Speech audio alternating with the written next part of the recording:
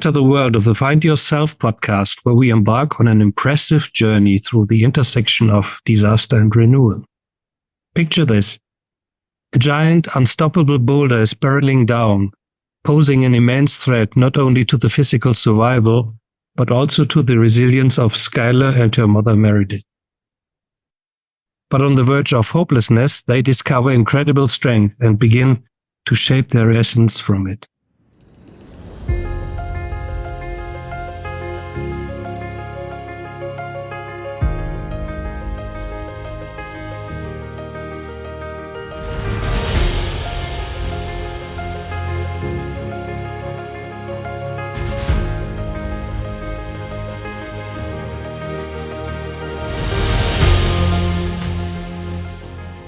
Welcome to another exciting episode of Find Yourself the Questions podcast. I'm your host, Bernd Wensky. And in this compelling saga, we witness none other than Meredith Alexander, a devoted mother, and Skylar, her resilient daughter, confronting the shadows of adversity and fashioning new lives amidst turmoil. Their story transcends survival as they push past their limits to achieve remarkable personal and professional growth. This narrative not only motivates, but also beckons us to confront our challenges, guiding us to rediscover our true selves. Are you prepared to witness a transformation that resonates with the core of what it means to be a human? Join us on this extraordinary journey. Let's welcome Meredith Alexander, a best-selling author, powerhouse mompreneur, a top female motivational speaker. She's also a beacon of inspiration for all of us. Meredith, welcome to the show. Thank you so much. I am so honored to be here with you and you wonderful listeners out there. So thank you for joining us. Thank you. It's our pleasure, Meredith. Let's start with the most violent event. Something happened to your daughter in 2016. Can you take us back to the moment when you received the call about your daughter's accident? How did you initially cope with such devastating news? Sure. So it was a time in my life when I was actually starting to, ironically enough, feel a little bit of relief because I had been for decades the single mom superhero, right? I was the breadwinner, I was mother, I was father, I was trying to be everything and then some, which of course made me feel like I was kind of the harder I chased, the more I felt like I was failing at everything. So finally, all three of my children Skylar was the youngest. She had just graduated from Yale. The other two were well on their way in their professional careers. And I kind of took a breath and thought, Meredith, you did it, right? And I was starting to think that maybe I could start to discover who was really me. And I was growing my business at the time and really looking very optimistically at the world ahead. And then all of a sudden, having spoken with Skylar the night before, where she had been rappelling down waterfalls and jumping from cliffs. I mean, this was a young woman who was definitely epic, right? And so the phone rang, and I will always remember that very first inhale when I picked up the phone. And it was that tiny little voice of Skylar's friend saying, I don't know how to tell you this, but Skylar's been in a terrible accident. And it was, I probably don't have to tell you, it was a whirlwind of emotions. It was almost like I split into two, there was one part that was trying desperately to absorb what was happening. And then there was the other who was almost like watching from a distance and kind of recording this and trying to figure out what to focus on and what to make it all mean.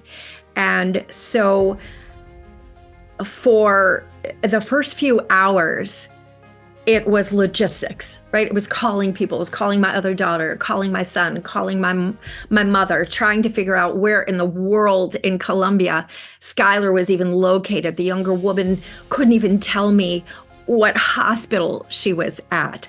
And so it just began this kind of spin. And of course, I'm feeling just every negative emotion that you can imagine. My oldest daughter and I got ready to board a plane to head down there, and we were turned away from the airport in Tampa at first. It was American Airlines saying, "I'm sorry, it's our policy.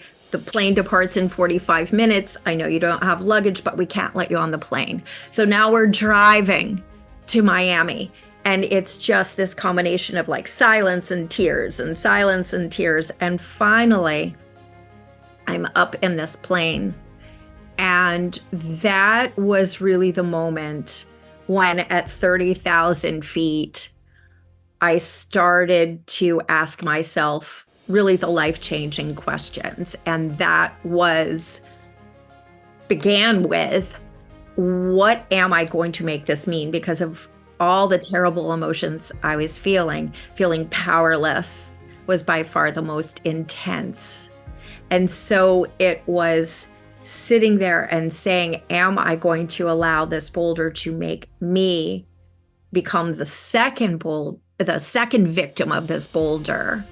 Or was I going to preserve whatever happened, Skylar's legacy, and emerge from this kind of as the leader of Team Skylar, saying no matter what happens, I will always fulfill her legacy in the rest of my life as the mother, not of a child who was tragically killed by a boulder, but as the mother of a child who in just 22 years achieved things that most of us can't achieve in 80. So that was where really the transformation began.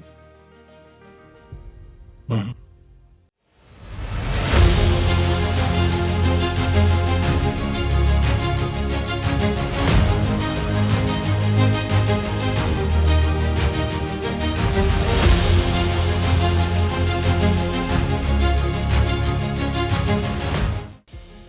So you mentioned practicing mindset techniques such as in such a challenging time. Yes. Could you elaborate on what specific techniques or practices helped you maintain positively? Sure. So first of all, for me, mindset is a teeny tiny aspect of the inner game. The inner game to me is this beautiful whirlwind of mindset, but also energy, and what I call the epic three. It is our focus. And of course, I think maybe many of you listeners have heard the statement that what you focus on expand. That's great. However, Sure. Most of us do not realize what we are focusing on. Most of us are focusing on the lack of the presence of what we want versus the feeling of the presence of what we want. So if we are focusing on all the things that are missing, what is going to expand? It's all the things that are missing. It's also our language, and not just the way we communicate with each other. It's the words that we choose to use as the programming code within our own inner narrative. And that impacts our feelings, our expectations, and therefore our actions, and therefore the results. And then finally, the third of the epic three is really the imagination. Most of us give ourselves permission as adults to use the imagination almost exclusively for worry, self-doubt, and fear. And again, when we feed to those, what are we strengthening, right? Certainly not amplifying our potential. So for me, I realized as I sat on that plane that thanks to the other boulders in my life, so this was not becoming magically and mysteriously resilient in this moment, I was able to step into my resilience from having been proactively resilient from the boulders in my past. It was thanks to the previous boulders that made me quest for mastery of this crazy thing called the inner game. Because as I looked and tried to answer some questions, specifically, how do some people emerge from these catastrophic moments as bigger, bolder versions of themselves, where some people are absolutely devastated and crushed? It always came back to how well they play the inner game. And so, of course, the next question was, well, how can I, a mere mortal human being, how can I do that? Are not some people maybe just born with it? And what became apparent is that these extraordinary people, they actually were just ordinary people who responded to the boulders that fell into their own lives in extraordinary ways. So therefore, it is something that we can all learn to when we put our focus that way. So what this translated to on the plane was me beginning to work on applying that and saying, okay, I need to ask some new questions, because there are three things that I learned. One, that we have to ask ourselves the question, what can I control? Clearly, I could not control the outer game, but I sure as heck can play a mean inner game. So the second question was, what can my mind believe? Because you may have heard the Henry Ford saying, whether you think you can or think you can't, you're right. So the implication here is, if we truly want to achieve something, we darn well better get to the place where our mind can believe it. So how do we get our mind to the place where it authentically can believe the thought that energizes and empowers us? And then the third question, which I think is the most powerful of them all, is what might I be assuming that is not necessarily true? So that's really where I started. Where I started was, okay, wait a minute. The assumption is that just because medical precedent implies that when a boulder cracks open your skull, crushes your lungs, fractures your spine, fractures both scapula, snaps your right thigh, and pulverizes your left ankle, you are not going to make it. 2,000 years of medical precedent says, that is not going to happen. Well, I'm assuming that just because supposedly that is incontrovertible truth, that it must be true going forward. So I had to ask myself some questions that would help my mind authentically believe that not only was a miracle possible, but that it was probable in our case. So I started by asking myself the question, had anyone ever achieved something that everyone else said was impossible? Well, clearly that was almost laughable, because there I was on this huge tube flying through the sky at 30,000 feet. So the answer was yes. So my mind could say, oh, okay, yes, I guess it is possible. And the next question, has anyone ever seen a miracle? Well, again, of course, the answer is yes. So what I began to do is ask myself questions and think thoughts that felt just a little bit more energizing, that pointed a little bit more in the direction of where I needed to go. So I was able to go from despair to a little bit of hope, then hope to a little bit of belief, and then to keep going even further, where it kind of broke through to something that felt almost like a knowing that whatever the outcome was here, we would be fine, whatever the new fine would be. And some people might call that, a feeling of faith. And the moment I was able to hit that, Bernd, it was as if it started looking as if life had to conform to that vision, and things that were technically impossible began to be our reality.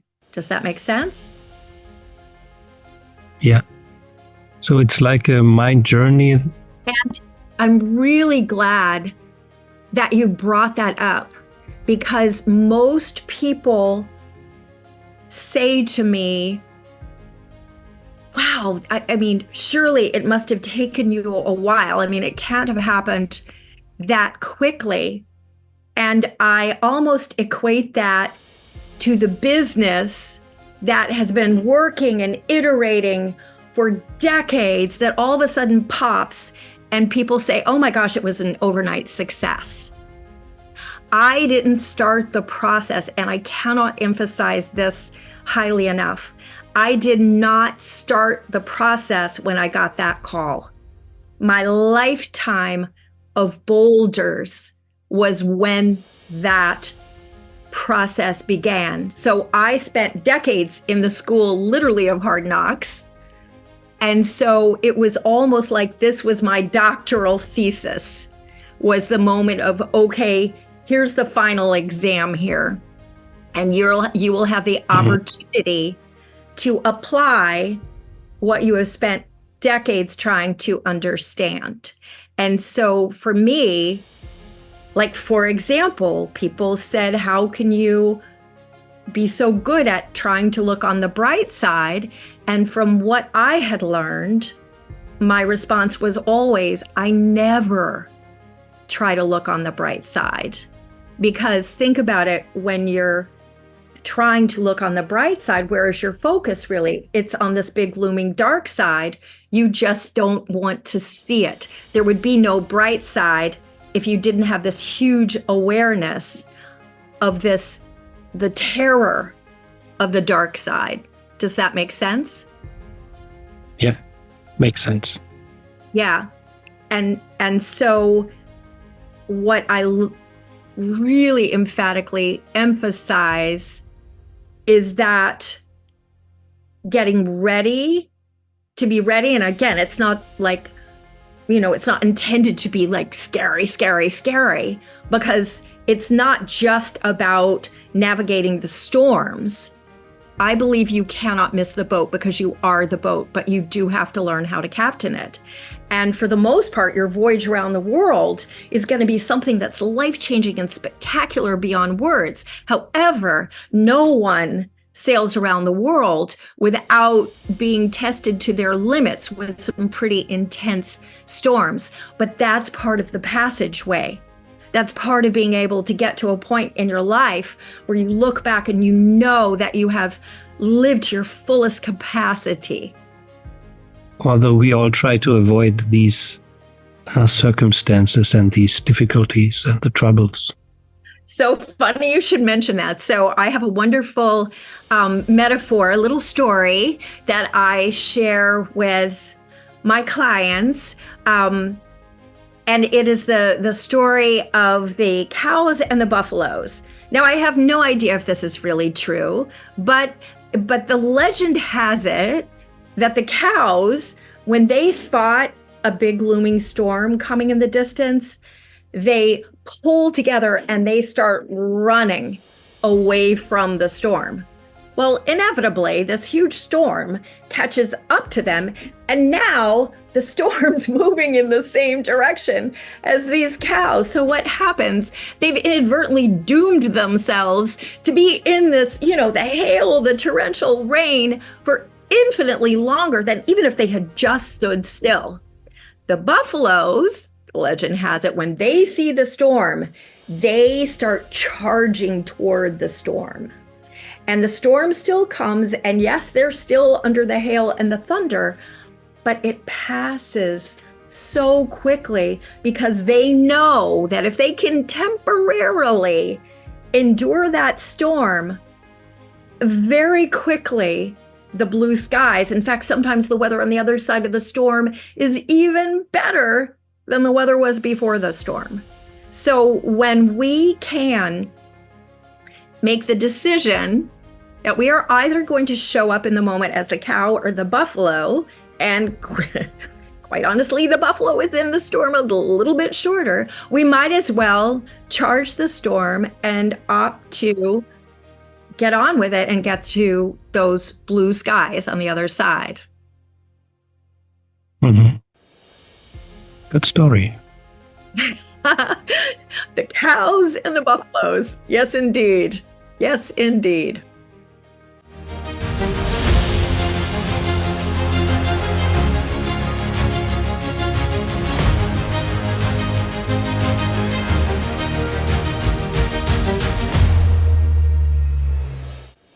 Yes. Let's get to know more about Meredith. So how did your experience with your daughter's accident shape your beliefs about the potential for personal growth and resilience in the face of adversity? So that's a fascinating question, Bern. And it was, I probably no surprise to hear that the Bolger dropping into our lives has had a profound impact in so many ways on both me and Skylar. Interestingly enough, I do believe that ultimately the blessings per se, in many ways, are more abundant than the obvious challenges. Was I prepared or expected to be a 24/7 caregiver? Absolutely not. No. And when Sky was technically released from the hospital, it was only because the insurance said, oh, okay, she survived, she's good, away. And so this was a young woman who could not be left alone at all. She could not sit because her balance had been impacted. She could not be left alone to sit on a couch for me to leave the room for lest she fall. She could barely raise her arms. She could barely swallow. And so it was very challenging, to say the least. So that said, interestingly enough, though, I have a very powerful belief, Bernd. I'm a very spiritual person. And of course, I cannot begin to, quote unquote, prove this, but for me, it is my truth. And I believe that Sky and I have always been called almost like she is a mini me. She's the mini me version of me. We're very, very similar with just a few differences. She has typically been a bit more fearless than I have. But I believe that before our souls come onto this planet, we really are assessing what we want this particular journey to mean, what sort of impact we want to make. And sometimes we aspire to make a big impact. And in doing so, it is almost as if this larger essence that we have been a part of, that we're going to temporarily separate from, must have a tough conversation with us saying, well, look, if you want to make that much of an impact, then you're going to have to endure things that in the physical context will seem like pain and suffering, and you will not be able to inflict that upon yourself. So if this is your ask, we will be part of your given. And I believe that Skylar and I were part of a synergistic soul. And we said, yes, we want this. We want to do something really impactful. So Sky, the little spirit, said she would wait for me to go onto this planet and get some of these boulders in my life. And then she would join me. And together, it would be the synergy of what she is able to accomplish, what she contributes to me, having been my daughter. And then together, that powerful legacy would begin to unfold thanks to the boulder. So I believe that this boulder came, one, not to destroy us, but to destroy the things that we had been allowing to hold us back. And I believe that it also didn't come to teach us about death. It came to help us understand how to choose to live so that we might discover our capacity to help share this with others so that they didn't have to be crushed by a boulder in order to learn this. And so that's why this has become not only my mission, but my passion. And as Skylar gains more physical healing, she is starting to get to the point where now she is more and more ready to join me, because she was incredibly impactful before the boulder. I mean, by 22 years old, she'd been to 5 out of the 7 continents.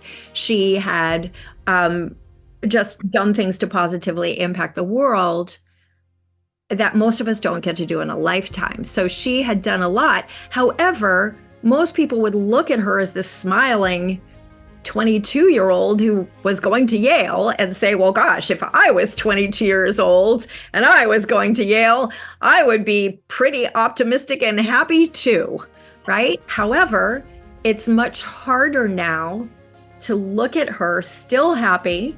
Ironically enough, happiness is literally her middle name. Her middle name is Sachi, which means happiness in Japanese. She's incredibly happy.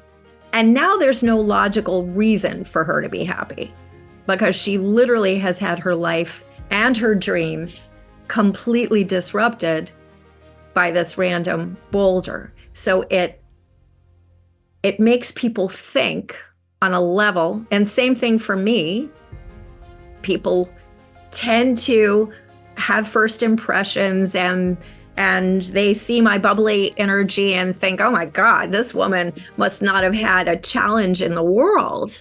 And then when they hear the stories, hear that I was in not 1, but 2 abusive relationships. I mean, I have lived, and so it makes people think a little bit more about what can be possible, and to realize that sometimes when we think we can is when we discover that we absolutely are capable of things that currently might right now feel impossible. Does that make sense? Yep, makes sense. Get it.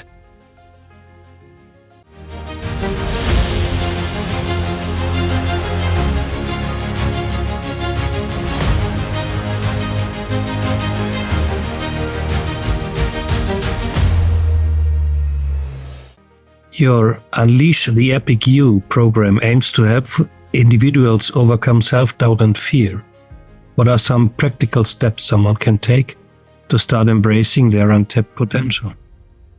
So some of the practical steps really start, I mentioned what I called the Epic 3. It's your focus. It's becoming very, very aware of your focus. What are you focused on, the presence of something or the lack of? And let me show you what that looks like. Most of us, let's say if we were sitting in a coffee shop, most of us, if the person we were with say, where do you want to be a year from now?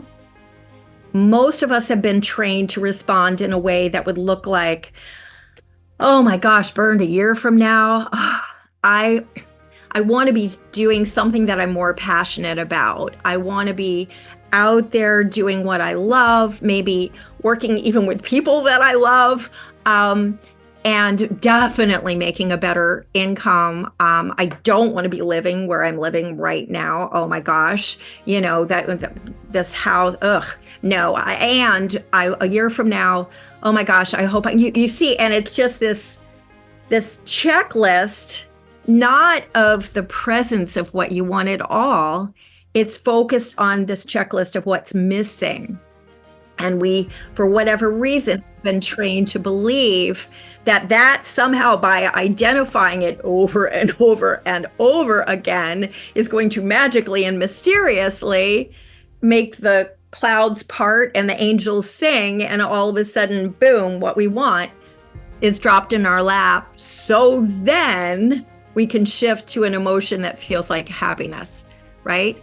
And so the first practical step is really catching yourself, listening to that, and realizing that is the wrong emotional frequency. That emotional frequency, focusing on the lack, is only going to attract a matching frequency, which is more lack, more proof that, yep, that really is not what you want. That's definitely not what you want. So it demands that we start practicing doing something new. And I equate this to almost like going into an inner game gym, right? Because at first it feels really weird to us. When we look, if you've ever walked into a gym for the first time or remember what it was like, you see all this equipment and you see all these people doing things, and you're almost embarrassed. You don't know where to start, right?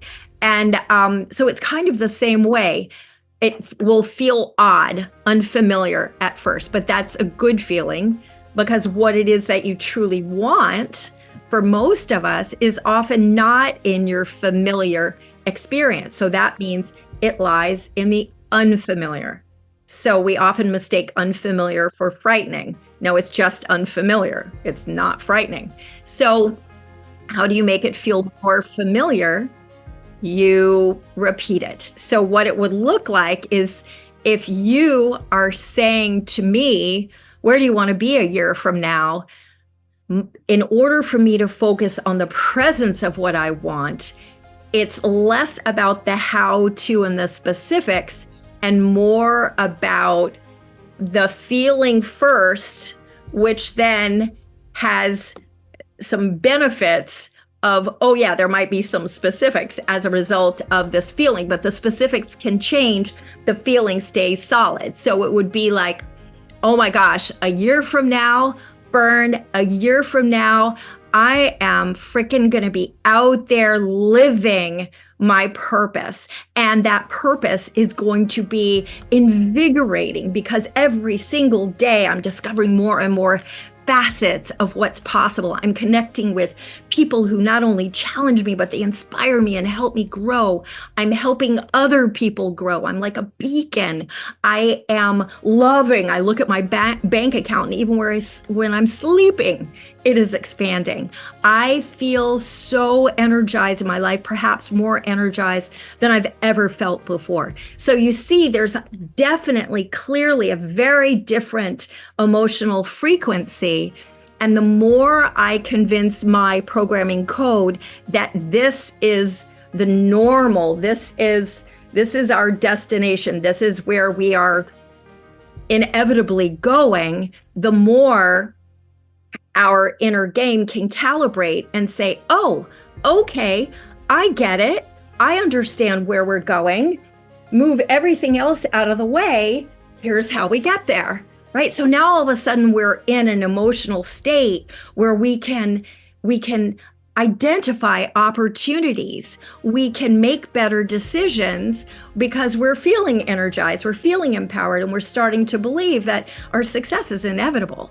I mean, I think we've all met the person who says, oh my gosh, money is so easy to come by. I mean, it's everywhere and they're abundant.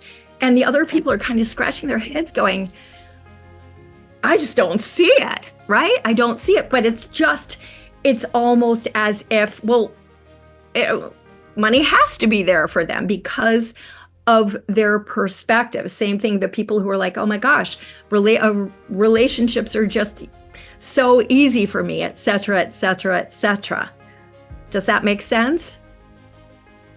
And to reach that point, we need to challenge ourselves and get out of the comfort zone. Yeah, absolutely. And funny you should use the word challenge. Another like very specific thing I would say that people should become aware of is their language and their word choices. Now, when you use that word challenge, it's actually in a context that is potentially curiosity invoking and expansive and really, a great thing. A lot of people, when they come to me, the context that they use that word is, oh my gosh, my biggest challenge right now is simply getting out of my own way. My biggest challenge is finding more confidence. I've taken so many hits and I've done a lot, but I never seem to make progress. So it's this heavy challenge. So here's the thing about our language. Our words are symptomatic of what we're feeling and how we are viewing the world and what our focus is and what we're making it mean. So in that context, the word challenge comes with a whole abundance of invisible stories. I mean, back to the time when we were trying to learn to ride a bike and we fell off like what felt like 20 gazillion times before we finally figured it out, right? So challenge can feel impossible. It is a word that is demotivating in that context. But then when we amplify it by saying biggest, well, what does the word biggest imply? That you've got more than one challenge. This just happens to be the biggest. So guess what? You solve this one and there's a whole line of challenges waiting right behind that one. So it feels like, oh my gosh, the impossibility factor just went up even higher. And then most of us don't say the biggest challenge. They say my biggest challenge, so now it becomes a part of your identity. So 2 eyes, nose, mouth, and this big challenge. Therefore, you walk into a room filled with opportunities, but the moment someone says something, your mind says, oh yeah, remember, you have problems really getting clarity. Yeah, you have problem figuring out what you want to do next. So maybe the time isn't right. Maybe you don't have enough. Maybe this is too risky. Maybe. Lots of buts here. However, the most powerful word in that statement is actually none of those words. It's one that goes under the radar, which is the word is. Because in English anyway, is present tense. And we never make a present tense statement that we do not believe is fact. Present tense statement is reserved exclusively for things that we believe are truth, which means that any statement that we make in the present tense goes into our subconscious as programming code. So when we say my Same biggest... for us in German. Yes. So we are like, and even in English, one of our big, like, don't try to argue with me statements is, it is what it is, right? And so here's the thing. Going back to those 3 questions, what can my mind believe? Your mind has to be able to believe it. So I'm not saying that, let's say you feel like your biggest challenge is money. I am not saying that you necessarily go in the mirror and do an affirmation that says, I am a money magnet, because your mind, most people's minds will immediately come in and go, have you looked at your bank account recently? Right? And so it's kind of like busted our lack of trust in ourselves. So what we need to do is realize, going to the third question, what am I assuming that is not necessarily true? And that is that one version of truth is the only version of truth. So, okay, it may feel true that you have this challenge, but that's not the only version. Isn't it true to say my biggest focus right now is figuring out how to get more confidence? How can I build my confidence so I can go on and do the things I know I'm capable of doing? Or even better, my biggest commitment right now is to finally find my confidence, go on, identify the things that are important to me, and go out there and make a powerful impact on the world. That can feel true as well. And that's far more empowering, far more energizing. So if you are listening to this, what I would encourage you to do is become hyper aware of your present tense statements. And as you become aware of something that makes you feel heavy as opposed to energize, ask yourself the question, how can I change this? How can I go from a challenge to my biggest commitment, my biggest opportunity? What I'm really excited to focus on right now is. And as you change the narrative inside your mind, you will start to see your results change. We live in the now. Yes. Yes. Yes. Yes. The now, we are not trying to fix the past.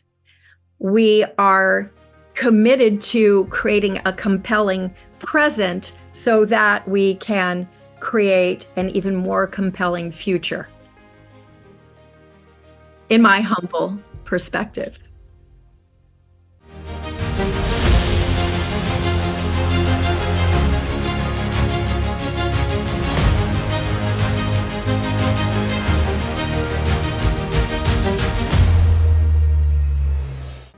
We know about the importance of consistent learning and training with thought leaders. Could you share some key lessons or practices you've learned along your personal development journey? Sure, absolutely. So in addition to some of the ones that I mentioned, one thing I think that is really important in the formula that I share with clients, most of whom come to me saying that they are stuck, and yet they have this huge fear of looking back at their life feeling like they never truly lived. And so we need to get beyond that. There are 3 elements of that. The first is, and this one people tend to skip over a lot, it's that identification piece. It's assuming that just because you knew who you were even a year ago does not mean you're in touch accurately with who you are today. Most people tend to really lean into their flaws at the expense of their flow. So the first piece is really that identification piece. And as part of that, not only understanding where you are, but who you are, it's also really taking a look at what I call your personal empowerment system. What tends to be in place that you can control? I call them your positive triggers. What positive triggers can you control that make it easier to show up at your best in all different kind of aspects of your life? And it's almost like creating, when I do it with my clients, it's almost like creating a care and feeding manual, so that you not only can have it very clear for yourself and realize how much you can control, but also the significant people in your life, you can share some of this with them. And which means that, for example, if you are your absolute most creative in the morning hours, and you can share with them, my passion, my work demands that I tap into my creativity when it is at its peak. So I love you. And yet, if I opt not to have breakfast with you, this is not because I don't love you. It's because I am at my best. And therefore, I'm at my best in this relationship when I've been able to outpour my creativity, which happens in the morning. And so the significant people in our life can understand, oh, yes, we want the best of each other in this relationship. So the care and feeding manual, understanding not only where you are, but who you are, that has been incredibly, incredibly valuable to me. And then many of the recalibration pieces, working through where we are showing up, believing that it's normal to be our own worst enemy. And that really comes down again to those 3 masteries that I wrote about in my 100 Days of Epic book: your focus, your language, your imagination, and understanding that fear is just a story. Fear is not danger. Sometimes danger causes fear, but more often than not, fear is just a story that your mind, your imagination is making up about something that has not happened and it probably never will happen. And even if it were to happen, probably wouldn't quite be so bad. So it really revolves around recalibrating and learning how our thoughts, our inner narrative often determines how we experience our life. So and this is just, 100 days, and it's gamified the whole night. It's at one practice for every single day, revolving around focus, language, and imagination. And when you will invest in that, it really starts to captain the boat in a completely different sort of way.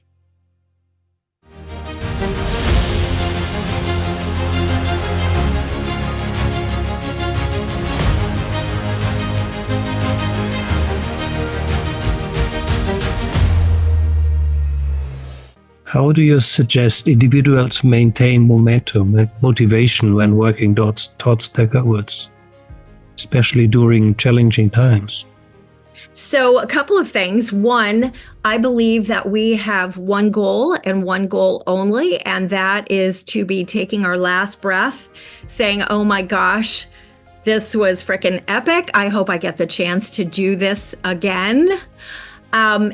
Anything else before that is either an objective, an opportunity, a possibility, a target. Because here's the thing about goals, Bernd, is when the moment we set a goal, it's almost like we are like the 2 children in the back seat.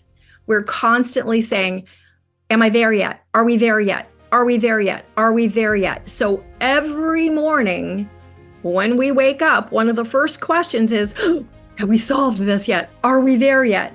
And the answer is typically no, right? We're not there yet. And so it's an immediate hit. It's a momentum killer, as opposed to by simply shifting and saying, okay, what's my next target? And how can I play in pursuit of this target? And maybe I'll hit that target and then some, so that I can really view this more as a flow than a series of detached destinations. Because when it's a goal, also when you hit the goal, most people, there's a moment of yay, we hit the goal. Oh, okay. So now I guess we have to set another goal. So it's not fluid at all. So if you find yourself constantly feeling stuck and demotivated, procrastinating, chances are that the shift starts with the labels that you are giving to these pursuits, to these opportunities, instead of it being like the child who says, oh my gosh, that game was so much fun. What do you want to do now?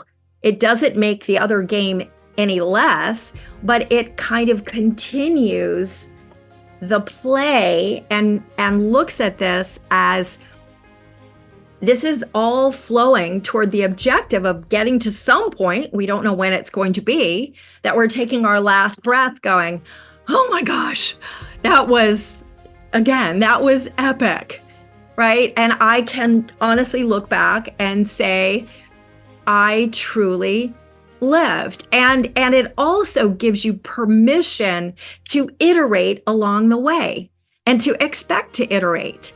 So it's not like I have this goal, and if I don't know who I am. If I don't hit this goal, I'm defining myself by the goal. The goal is me. It is a reflection on me. I am no one if I don't hit this goal. It's like, no, this is a target. This is an objective. And new data. Okay, I'm going to iterate a little bit. In fact, I may say, you know what? Now that I see this target and I've explored this target, I played with a little bit. Nah, I'm going to put that aside. Does that make sense?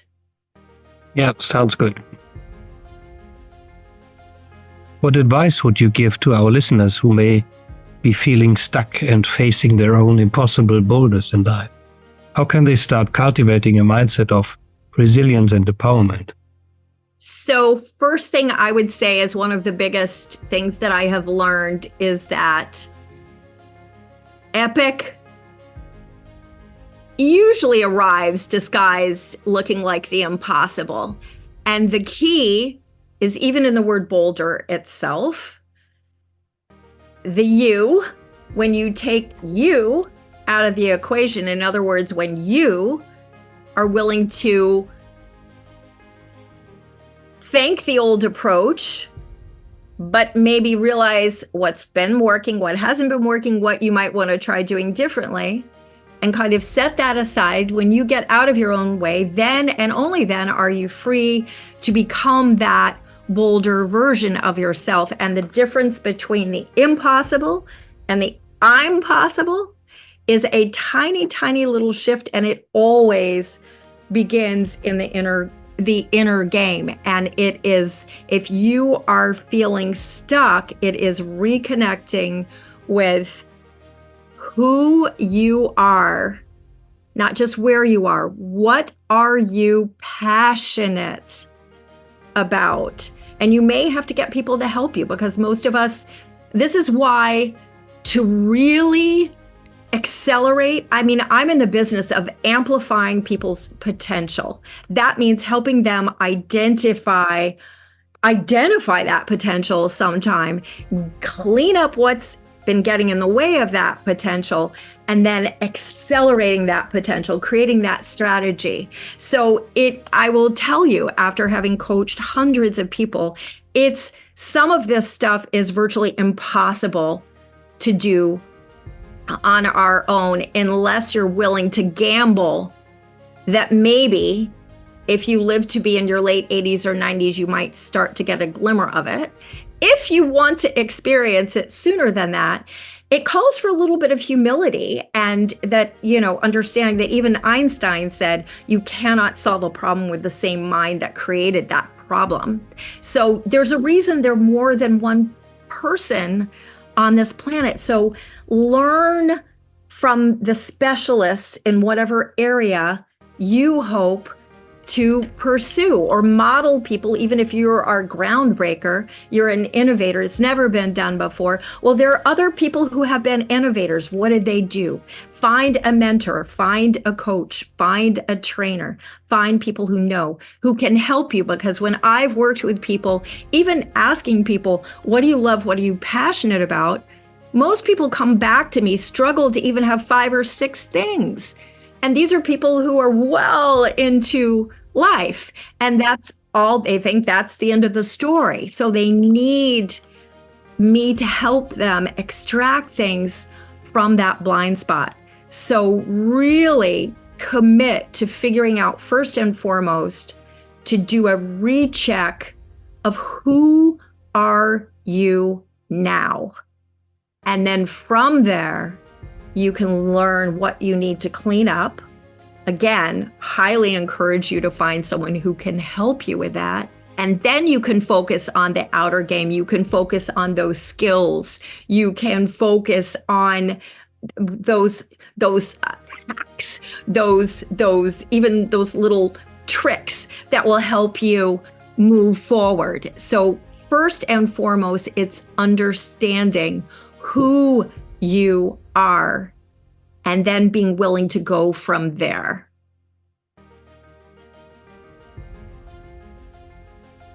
So, oh my gosh, Bernd, this has been amazing. And listeners, if you are not already a regular for this podcast, I would encourage you to keep listening, because the things that are being shared here are so valuable and will help you go out and live that most epic version of yourself. If you want to stay in contact with me, I would love that. You can find me all over social media, and it's Meridith with 2 I's, Meridith, Meridith Alexander. Also, you can find my 2 books, The Sky is the Limit, which is all about the actual post that I posted with when the boulder hit Skylar, and then of course the 100 Days of Epic, which actually have that one piece in the formula in a 100-day format. And if you are really stuck and you feel like you need some help, you need to brainstorm, then go to my website, gritmindsetacademy.com, and you will see that you can set up a 20-minute session where we will go through some things. And if I can help you, I will help you, point you in the right direction, or we'll see even how we can go a little bit deeper. Meridith, thank you for taking us on this personal journey. I'm confident that your thinking strategies and practical advice have resonated with listeners seeking personal growth and overcoming obstacles. It was amazing to be here, Bernd. And I will say to you, if you are listening to this podcast and you can think of someone who you know would benefit from this, please go ahead and share this and subscribe to Bernd's podcast, because this kind of content is so powerful and can be so life-changing.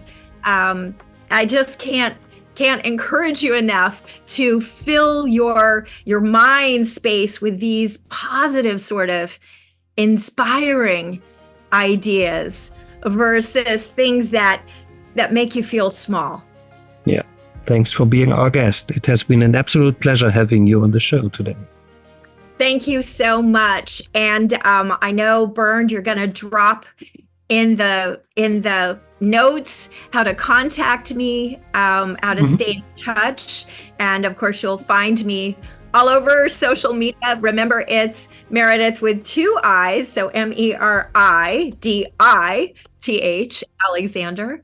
And then, of course, if you're interested in more ideas, feel free to go to my website, which is gritmindsetacademy.com, or take a look at my 2 books on Amazon. So if our listeners ever feel stuck in their journey, battling self-doubt, struggling to unleash their full potential, Meridith will give you some advice and help you to embark on a transformative experience. Absolutely. And seriously, if you are feeling stuck, as a listener of Bernd's podcast, I will share with you my super secret little link, which is bit.ly/go epic now. That's bit.ly/go epic now. Each of the words are capitalized, and that will allow you to schedule a 20-minute brainstorming session with me. And I literally will help you go through the process of figuring out what's working, what maybe is not working, what you'd like to see differently. And if I can help you, I will share with you how I think we could move forward. If I don't feel like I'm exactly the one to help you, I will point you in any direction that I can think of that will help you accelerate, because it's all about, I believe, spending more time where you really feel like you're making that progress. And the way you go further faster is in the context of others. Personal growth is not a solo sport by any means. So yes, reach out to me. I will put the link in the show notes, and I can tell everybody, if you ever dream of launching a successful business, travel the world, leave a powerful legacy, Meredith's insights and coaching can propel towards your goals with unwavering confidence and clarity. I would love it. So once again, thank you all for listening. Bern, thank you so much for inviting me to be a guest on your epic podcast. Okay, until next time, dear listeners, remember, the path to greatness begins with a single step, and with the right mindset, anything is possible. Stay tuned for more empowering conversations on the Find Yourself the Questions podcast. Goodbye for now, and remember always to embrace the epic within you. I hope this episode inspired you to ask questions and discover yourself. Join us tomorrow for more insight questions, and next month for inspirational discussions on your path to personal growth and happiness. Maybe you're just a question away from your best year.